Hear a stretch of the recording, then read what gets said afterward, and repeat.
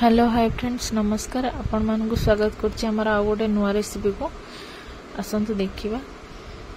देखंतु बीरी को मु एमते बतरे देछि 4 घंटा जाय बतरे देबे पानी देकी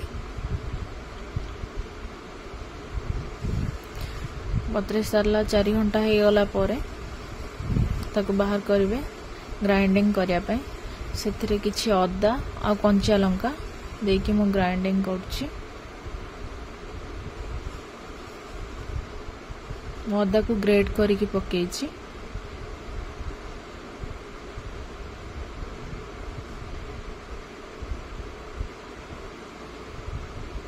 किछि अल्प पानी देकी ग्राइंड करिवे नहीं तो बेसी पानिया हे जिवो।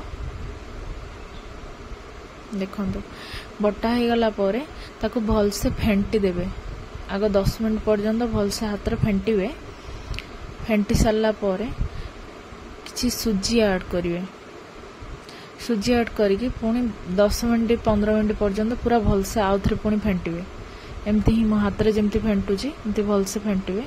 तापर देखंतु मो गाजर पत्रकोबी भुर्सिया पत्र पियाज कंचा लंका धनिया पत्र सब ऐड करची ता सहित जीरा भी ऐड करची।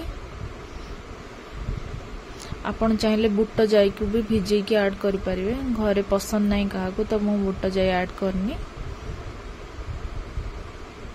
एमती भल से घांटी देबे तापर लास्ट रे लूण पकेबे। लूण पके के पुणी आउथरे एमती घांटीबे।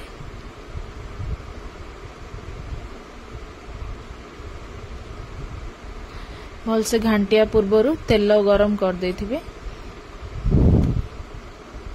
तेल को बसे देथिबे पुणी गोटे गिन्ना रे पानी नहीं आसीबे सेथरे टिके हेंगु पकेबे। हेंगु पकेकी एमती हाथ बुड़े बुड़े बरा को धरिकी देखंतु एमती होल्ड करिकी धीरे पकेबे। एमती हाथ बुड़ेबे बार बार गोटे पकेला परे हाथ बुड़ौथिबे पुणी आउथरे गोटे एमती होल्ड करिकी एमती पकौथिबे। एमती धीरे धीरे छाणीबे। किछि समय सिझिला परे ताको पुणी ओल्टेबे।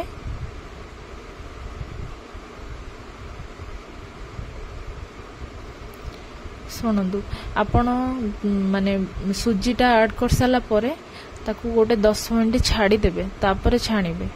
माने 10 मिनिट छाड़ीबे छाड़ला परे वेजिटेबल ऐड करिवे। ऐड कला परे छाणीबे एमती धीरे धीरे धीरे धीरे छाणीबे। देखंतु केते स्पंजी हेतिला बराडा बहुत स्पंजी हेतिला बहुत बढ़िया हेतिला टेस्टी भी लागुथिला। आपण थरे ट्राई करंतु कमेंट रे निश्चय जणेबे। वीडियो भल लागिले लाइक शेयर सब्सक्राइब करिवे। पाखर थिबा बेल आइकन को क्लिक करिवे ताकि नुआ वीडियो नोटिफिकेशन आपण को जल्दी पहुंचबा आपण प्रथमे देखि परिवे।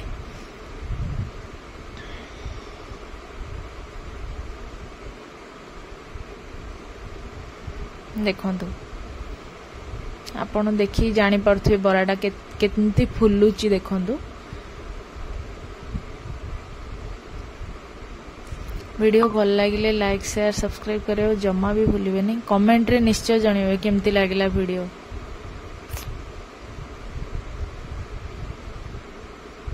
देखंतु एमती टिके बार बार टिके उल्टेबे टिके हाई फ्लेम रे छाणीबे।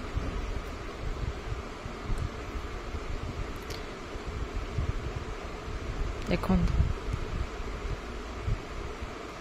Do like share subscribe. Thank you.